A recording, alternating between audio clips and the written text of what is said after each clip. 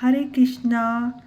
आज मैं आपको एकादशी महत्व के बारे में और घर पे सुख शांति हम कैसे ला सकते हैं उसके बारे में आपको बताना चाहती हूँ। तो भगवान श्री कृष्ण, आपको पता है कि सबके मूल हैं भगवान श्री कृष्ण। भगवत गीता में भी भगवान श्री कृष्ण कहते हैं कि सुख और शांति यदि प्राप्त करना चाहते हो, जैसे एक श्लोक है भगवत गीता में, भोक्ताराम यज्ञ तपस्याम सर्वलोक महेश्वरम सुहृदम सर्वभूतानाम ज्ञात्वा माम शांति। अर्थात जो शांति चाहता है वो भगवान ने कहा है कि सभी तपस्या को, सभी यज्ञ को भगवान को अर्पित करना होगा। इसमें भगवान ने साफ साफ कहा है कि कोई भी भगवान के लिए कार्य करना है तो उसको शांति प्राप्त होगी। जीवन में बहुत कुछ हमें मिल सकता है, लेकिन हमें शांति तब तक नहीं मिलेगी जब तक हम भगवान की शरण में नहीं होते, जब तक हम भगवान का नाम नहीं लेते।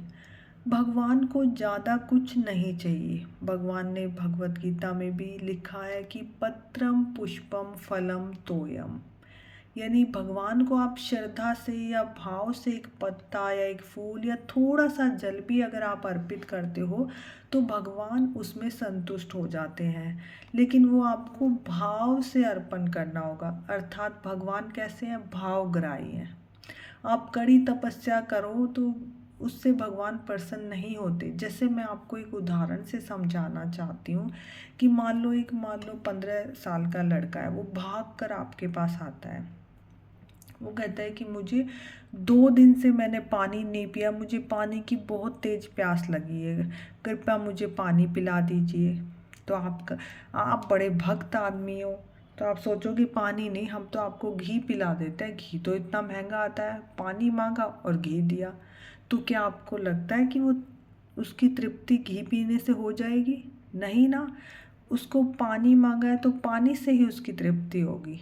इसी प्रकार भगवान को कड़ी तपस्या नहीं चाहिए। भगवान ने जो मांगा है हम उतना ही अगर भाव से भगवान को अर्पित करते हैं तो भगवान संतुष्ट हो जाते हैं।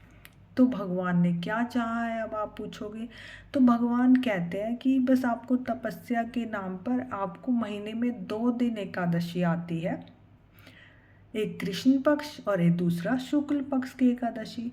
तो हमें महीने में 2 दिन एकादशी का व्रत रखना चाहिए। अब 2 दिन एकादशी का व्रत हम किस प्रकार रख सकते हैं? वो आपको अपनी कैपेसिटी के अनुसार, आपके अपने शारीरिक लेवल के अनुसार आप रख सकते हैं। या तो आप पहले, जैसे इस बार हमारी निर्जला एकादशी है, निर्जला का मतलब होता है बिना जल के। अगर पहले से बिना जल के आप एकादशी का व्रत रखें कि आपको जल भी ग्रहण नहीं करना है उस दिन। अगर आप ऐसा नहीं कर सकते तो आप जल पीकर एकादशी व्रत रख सकते हैं।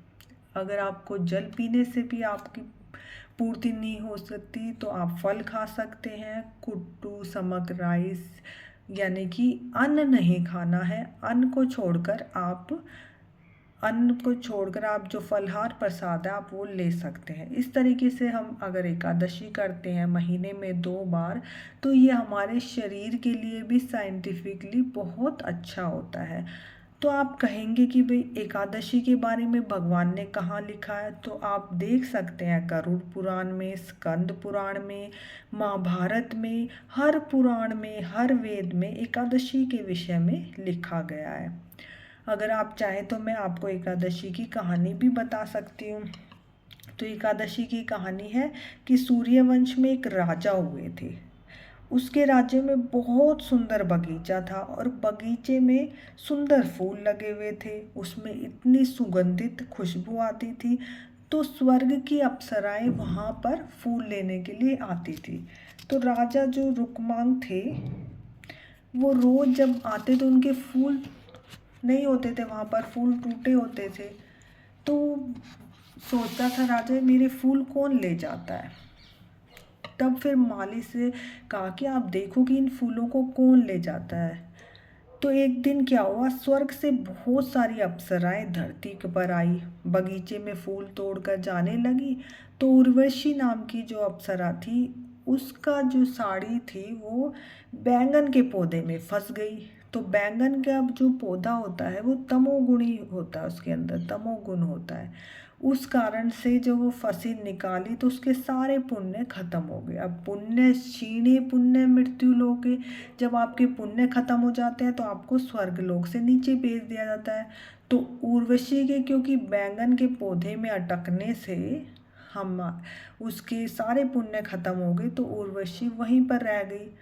अब उर्वशी को चिंता होने लगी कि अब मैं यहाँ से कहाँ जाऊँ।